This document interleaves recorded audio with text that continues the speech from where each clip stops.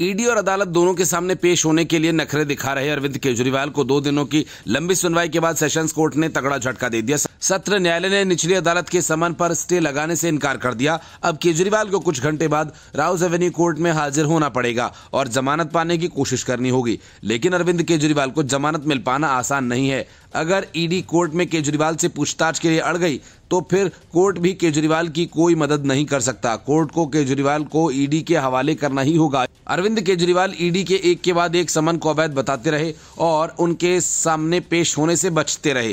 दिल्ली के मुख्यमंत्री ने सत्र अदालत में अपील दायर करके व्यक्तिगत पेशी से छूट की मांग की थी। उनकी याचिका पर 2 दिन तक लंबी सुनवाई हुई। स्पेशल जज राकेश सयाल ने कहा है कि कार्रवाई पर स्टे खारिज किया जाता है, लेकिन अगर केजरीवाल उपस्थिति से छूट चाहते हैं तो ट्रायल कोर्ट में अपील कर सकते हैं। एक के बाद एक लगातार 8 समन को दरकिनार किए जाने की वजह से ईडी ने केजरीवाल के खिलाफ शिकायत की थी।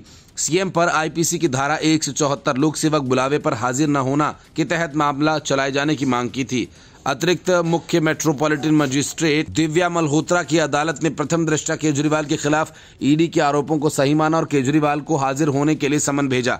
लेकिन केजरीवाल बजट का बहाना बनाकर वीडियो कॉन्फ्रेंसिंग के जरिए पेश हुए और अगली तारीख को खुद पेश होने का दावा किया। लेकिन अपने वादे को पूरा करने की जगह केजरीवाल सेशन कोर्ट जाकर समन पर स्टे की मांग करने लगे। मुख्यमंत्री अरविंद केजरीवाल की तरफ से अधिवक्ता राजीव मोहन और वरिष्ठ अधिवक्ता रमेश गुप्ता ने दलीलें रखी। केजरीवाल के वकीलों की तरफ से कई दलीलें पेश करते हुए केजरीवाल को व्यक्तिगत पेशी से छूट देने की मांग की गई।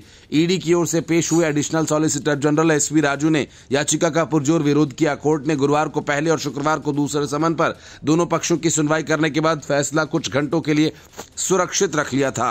सुनवाई के दौरान केजरीवाल के वकील ने कहा कि केजरीवाल ने एक मुख्यमंत्री होने के कारण ये कहा था वह नहीं आ सकते, जबकि न्यायाधीश ने आदेश में यह भी नहीं लिखा कि उन्होंने इस पर विचार किया। वकील ने कहा कि मैंने हर समन में अपनी गैर हाजिरी के लिए वैध कारण बताए, इसलिए मैं कार्यवाही पर रोक लगाए जाने का अनुरोध कर रहा हूं। केजरीवाल के वकील ने कहा कि एजेंसी ने चेतावनी दी थी कि यदि आप नहीं आए तो हम आप पर मुकदमा चलाएंगे। केजरीवाल के वकील पहले भी ये कह चुके हैं। ईडी चुनाव से पहले उनको गिरफ्तार करना चाहती है। केजरीवाल के वकील ने कहा कि कोर्ट को 202 के तहत जांच करनी थी, लेकिन ऐसा नहीं किया गया। समन जारी करते समय कोर्ट ने अपने न्यायिक दिमाग का इस्तेमाल नहीं किया और ईडी के बयानों को ईश्वरीय सत्य मान लिया।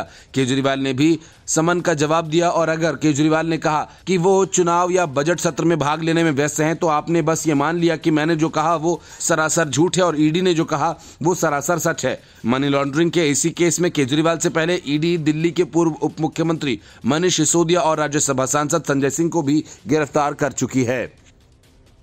Bureau report, news of India.